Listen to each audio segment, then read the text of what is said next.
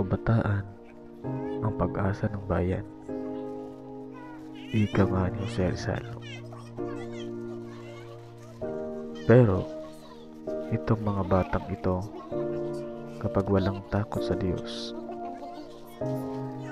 pwede silang maging perwisyo sa ating bayan. Kaya habang may pagkakataon,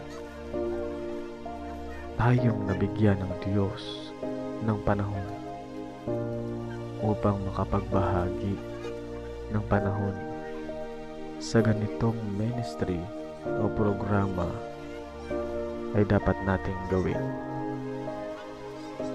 dahil magiging part din ito ng kanilang buhay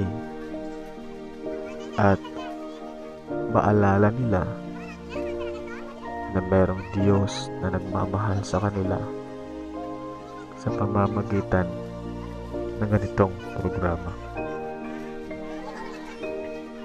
Mahal ng Diyos ang mga kabataan. Sa kanila ang kaharian.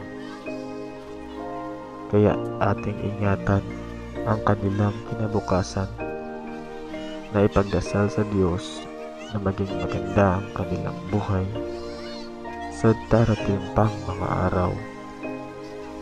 Salamat sa mga kaibigan nating sumusuporta sa ating mga programa. Kayo ang ginamit ng Diyos upang maging bahagi sa pag-usad ng kabutihan sa maliit na bahagi ng ating bayan, Pilipinas o mundo man. Huwag niyo pong kalimutan sa inyong panalangin ang mga ganitong programa, dahil ito ay merong dalang ginhawa sa pagising nila sa umaga.